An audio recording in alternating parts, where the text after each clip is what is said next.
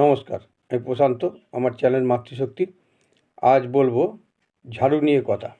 যে আপনারা ঝেঁটা বা ঝাড়ু, যেটা দিয়ে আপনারা ঘর বাড়ি ঝাড় দেন, উঠোন ঝাড় দেন, বারান্দা ঝাড় দেন, ওই ঝেঁটা মা লক্ষ্মীর প্রতীক, বা ঝাড়ু মা লক্ষ্মীর প্রতীক।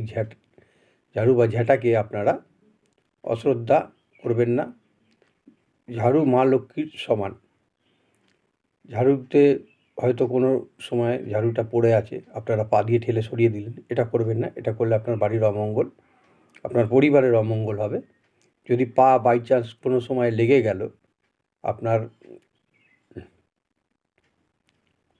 অজ্ঞানবশত বা আপনার অসতর্ক মুহূর্তে হয়তো ঝাড়ুতে পা লেগে গেল, সেক্ষেত্রে আপনি মা লক্ষ্মীর কাছে ওম মা লক্ষ্মীভ্যই নমঃ বলে মা লক্ষ্মীর কাছে ঝাড়ুকে প্রণাম করে ক্ষমা চেয়ে নিন। এতে আপনার পরিবারেরই ভালো। আপনার স্বামী সন্তান নিয়ে আপনারা সুখে শান্তিতে বসবাস করতে পারবেন।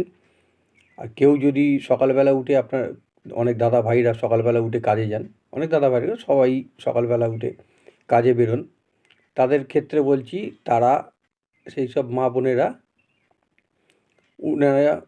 ওনারা ঘর থেকে বেরোনোর সঙ্গে সঙ্গে ঝাড়ু দেবেন না। তার মানে তার প্রতীক, তার চিহ্ন আপনি ঝাড়ু দিয়ে বাইরে বের করে দিচ্ছেন। কোনো দিনই এটা করবেন না। এটা করলে আপনার যে কাজে যাচ্ছে তারই অনেক প্রবলেম হবে। আর ঝাড়ু দেওয়ার সময় উঠোন বা ঘর বা বারান্দা যাই ঝাড়ু দেন, আপনারা মা লক্ষ্মীর নাম করতে করতেই ঝাড়ু দিন। দেখবেন আপনার পরিবারের মঙ্গল হবে। ওম লক্ষ্মীভ্যই নমঃ, ওম লক্ষ্মীভ্যই নমঃ, ওম লক্ষ্মীভ্যই নমঃ। না পারেন, হ্যাঁ, ওম মহালক্ষ্মীভ্যই নমঃ, ওম মহালক্ষ্মীভ্যই নমঃ। এই মন্ত্র বলতে বলতে ঝাড় দিন, আপনার পুরো বাড়িতে লক্ষ্মীময় হয়ে যাবে, দেখবেন। আর ঝাড়ু কেনার সবথেকে প্রশস্ত দিন শনিবার দিন ঝাড়ু কিনুন। এতে আপনার পরিবারের মঙ্গল হবে।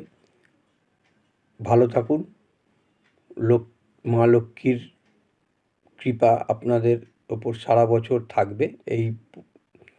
এই বিধি নিয়মগুলো যদি মেনে আপনারা ঝাড়ু দেন বা বাড়ির করেন, বাড়ির ঝাড়ু দিয়ে বাড়ির পরিষ্কার করেন বা করেন।